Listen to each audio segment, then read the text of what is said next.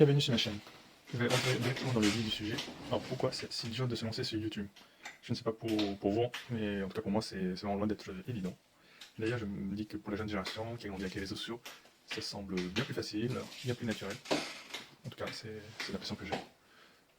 Déjà à mes débuts, enfin c'est-à-dire juste mes débuts il n'y a pas si longtemps que ça, j'avais commencé par quelques vidéos short sur la productivité.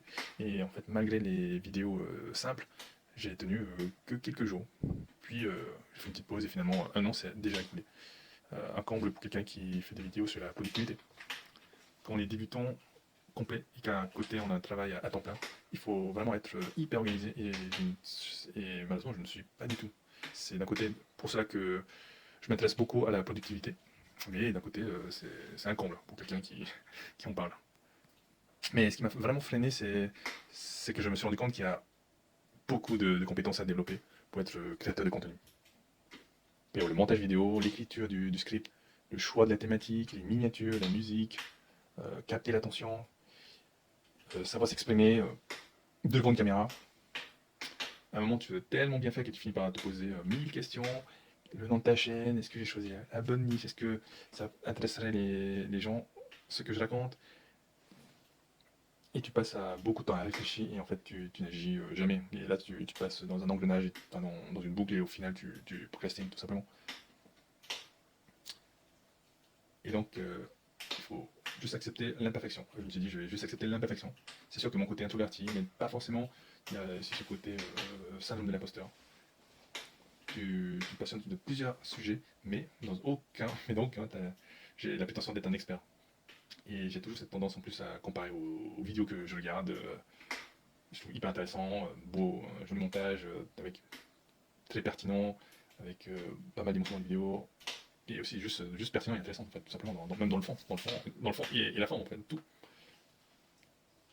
Finalement il faut juste accepter que sa première vidéo, et même toutes les suivantes, enfin je me suis mis en tête que finalement que ma première vidéo et même toutes les suivantes sont juste nulles, et comme ça me dégage d'une certaine forme de pression. Et donc j'ai juste à faire mes vidéos et essayer d'améliorer petit à petit dans un domaine, que ce soit dans le fond, dans l'écriture, ou sinon dans la forme, et sans pression.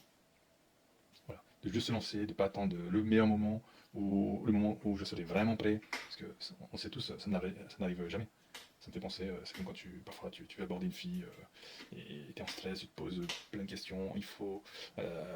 attends, elle n'est pas toute seule, il y a d'autres personnes autour, attends, elle est au téléphone, attends, et au final, tu laisses passer ta chance et tu te barres avec des regrets. Donc juste se lancer, et, et, puis, et puis on verra en fait, tout simplement. Il faut aller juste marche par marche et tu aviseras par la suite. Juste avoir un plan global et se lancer, juste se lancer, c'est le plus important, tout simplement. Même si quelqu'un qui a. Enfin, une réflexion que j'aime bien, c'est quelqu'un qui a le meilleur plan du monde, mais qui n'agit pas, ira moins loin que quelqu'un qui agit mais sans plan, enfin un truc du genre, je ne maîtrise pas du tout, je sais pas exactement la formulation, l'expression, la formulation. Ah, bref, voilà. C'est aussi pour ça que j'ai créé cette chaîne. C'est un peu pour documenter le processus, soit pour moi-même et pour motiver à m'améliorer, à m'intéresser à ces sujets, à des sujets qui m'intéressent. Donc par exemple le développement personnel dans son ensemble, l'entrepreneuriat, la bourse, tout ça vraiment j'ai des connaissances ultra basiques, mais le fait de faire des vidéos pourrait, je pense et j'espère, me motiver à m'appliquer, m'y intéresser et m'améliorer. D'où le nom justement de ma chaîne, Tiki Level Up. Tiki c'est pour un petit peu mes origines, et d'un côté ça me fait penser le petit emoji là, le mouraille, je parle un peu giga chat là, ça me paraît, mais c'est surtout pour mes origines. Et Level Up parce que je suis quelqu'un qui est toujours été un petit peu geek, là. Et Level Up dans le côté justement s'améliorer, essayer de m'améliorer moi comme si j'étais moi-même un personnage de jeu vidéo. Voilà, pour la petite histoire. En tout cas, je vous remercie pour avoir regardé cette vidéo.